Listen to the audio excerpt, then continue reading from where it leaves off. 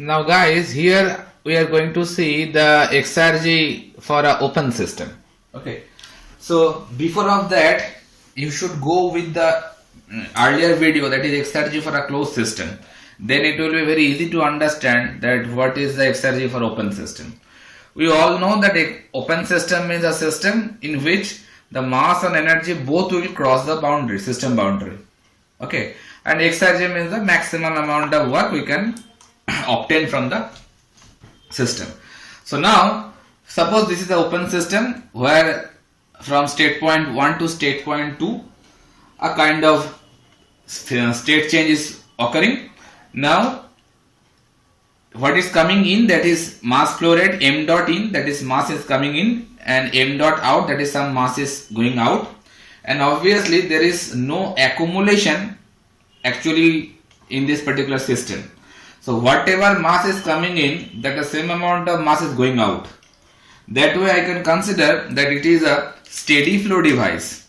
It is actually a steady flow device. Why it is steady flow device? Because I am considering that it is no accumulation of mass is there. No accumulation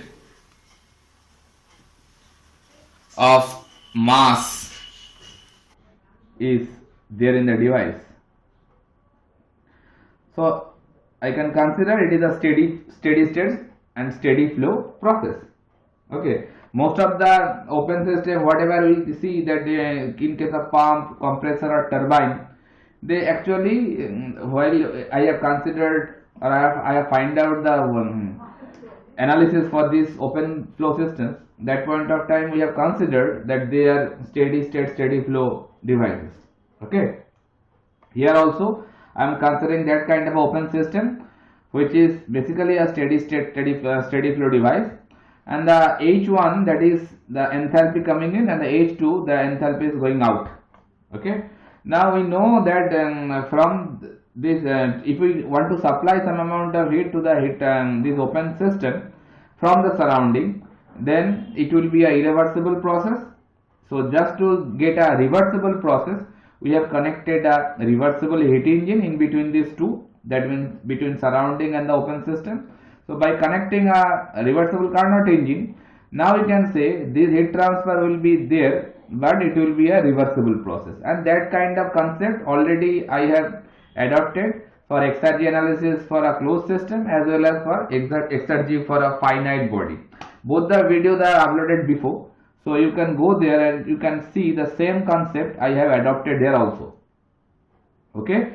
Now from this surrounding, which is having a temperature of T naught and the P naught is the pressure of surrounding, some amount of heat, that is Q naught, is going to supply to the heat engine, and the heat engine will obviously exhaust some reject some amount of heat, that is the amount of Q. So finally the Q amount of heat is going to supply to the open system, and obviously here T naught is higher than the T. That's why this heat transfer is occurring from T naught to T. So T is the temperature of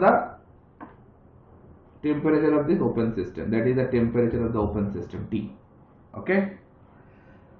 So if I consider that heat engine is producing some work, I can explain it by WC, that is the work done by a Carnot heat engine. Okay. So I can write it, it will be obviously equal with Q naught minus Q, that is the amount of heat coming to the system, heat engine, and amount of heat rejected by the heat engine. The interval between these two, that will be the work done by the Carnot heat engine. Very good. Then if I consider that the for this particular open system, that is a steady state, steady flow equation, I can write that by steady state, steady flow energy equation, if I apply by steady state, steady flow energy equation, if I apply on the device, that means the open device, open system. So what it will be? Suppose first condition, I am neglecting the change in kinetic energy and neglecting the change in potential energy. I am neglecting both of them. So first see what kind of expression it will give us. So by this equation I can write that enthalpy whatever is coming in plus the amount of heat supplied equals to amount of enthalpy going out and the amount of work done produced. That will be the form of steady state steady flow energy equation if we neglect Ke and Pe. They are very well known to us. Already we have passing through lots of paths, so that's why if it is not known to you, then go back to the previous videos. You can see there it is a separate video for steady state steady flow energy equation, so you can see there. So finally from here I can get that W is nothing but H1 minus H2 plus Q. What is this work? That is the work by that open system. Work done by that open system. Okay, and the work done is by the reversible heat engine, that is Q0 minus Q. So what is the maximum amount of work done? This kind of thing I have done for the closed system also, because the maximum work done is nothing but the Exergy, so I can write it capital X. That will be one work is coming from the open system, that is W, and one work is coming from the heat engine. So if I show it over here, some W will be developed by the open system. That W is this one, and that W is the work done by the Carnot heat engine. So total maximum amount of total work, that is obviously this one plus this one. Okay, so if I write it like this, X equals to, instead in place of W I can write H1 minus H2. H1 and H2 they are total enthalpy at inlet and total enthalpy at outlet, plus Q, and W is nothing but Q0 minus Q. So both the Q's will be cancelled each other. So finally it is coming H1 minus H2 plus Q0. That is the Exergy equation for that open system. Now if we consider for by absolute temperature scale, by absolute temperature scale, I can write that Q0 by T0 is equals to Q by T. That same thing whatever I have done in case of closed system, that same thing I am doing over here also. So Q0 can be written T0 into change in entropy. So if the state change is occurring from state point 1 to state point 2, then I can write the change in entropy will be S2 minus S1. Very good. So finally the X expression whatever it is coming now, that X can be written now H1 minus H2, and Q0 is expressed by this expression now. So I can write plus T0 into S2 minus S1. That is the expression for X now. Okay, if I shuffle this equation to some extent, so it will look like this: H1 minus T0 S1 minus T0 S1. Again a minus will be taking common, so H2 minus T0 into S2. Okay, so this particular expression H minus Ts, if I generalize this expression, so it will give you H minus T0 S. So this generalized expression H minus T0 S is known as Kinan's function. So that is just before of that we have seen that availability function. Now here another function is coming which is known as Kinan's function. So I am writing that K double E N A N S, Kinan's function. Kinan's function is generally expressed by capital B. Okay, so I can write that Kinan's function B is nothing but H minus T0 into S. That is the general form of Kinan function. So from there I can write that capital X is nothing but B1 minus B2. If you put the subscript value over here H1 and S1, then it will be B1. This is B1 and this one is B2. So I can write B1 minus B2, that is the expression for Exergy, and while it is for open system, but neglecting KE or PE. If we neglect these two terms, then the Exergy expression will be interval of Kiran function. That is, Kiran function is nothing but H minus Ts. Now, if we consider that kinetic energy and potential energy, if we are not going to neglect them, then the expression will how it change. So that now we are going to find out. If we don't neglect del KE and del PE, then how the steady state flow equation, how it look like? By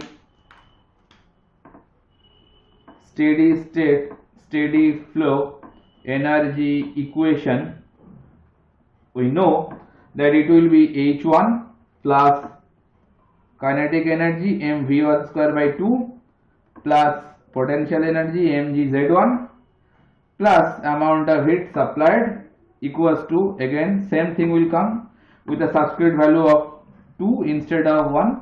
It is at the outlet part, mv2 square by 2 plus mgz2, and obviously some work will be produced. Okay. Now, just if you do the same process, whatever I have done earlier, just before of this one, while I am neglecting the KE and P, that same thing if I do, then that equation now Exergy equation will be, if I use this particular expression now, then the Exergy equation will be instead of H, that whole expression will come, because that point of time potential energy and kinetic energy were missing. Now if we include them, then the equation will be changing like this: H1 plus mv1 square by 2 plus mgz1 minus T0 S1, it will be remain there, and second term will coming H2 plus mv2 square by 2 plus mgz2 minus T0 S2 will be there. The same thing will be copied, just instead of H or H1, I should replace H1 plus kinetic energy plus potential energy. Nothing is going to change many things. Now here H and T0S, they will give you the Kiran function. So if I put then B1, then I can exclude that H and T0S1. So I can replace by Kiran function B1. So it will be, rest of the terms will be remain there, kinetic energy and potential energy will be remain there. This is the first term, and second term will be similarly I am putting B2. So kinetic energy will be remain there and potential energy it is also remain there. Now you see this particular expression.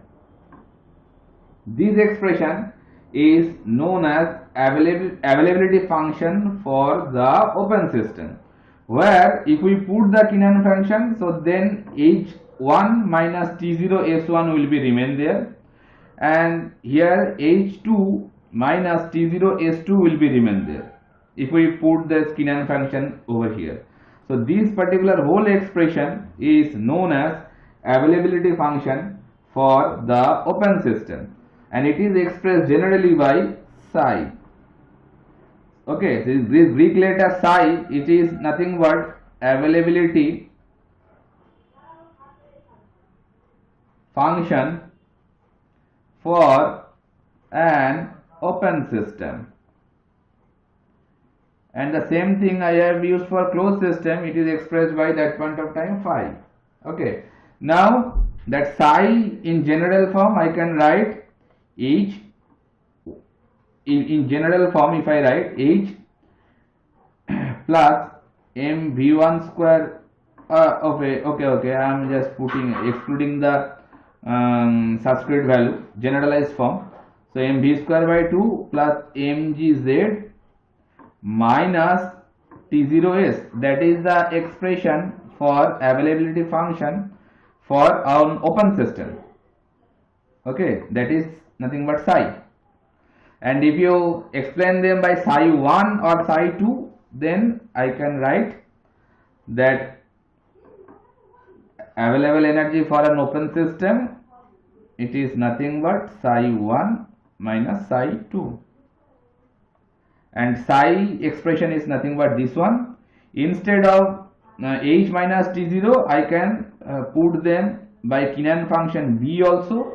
So b plus mv square by 2 plus mgz, that is also the availability function for an open system.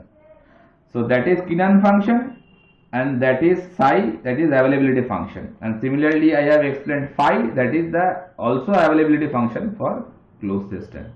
Okay, so that is the whole thing regarding Exergy analysis for open system. For a open system it I have written wrong, for an open system. So for an open system, for a closed system, what is the Exergy, that way I can explain. Next part we are going to solve a few numerical problems based on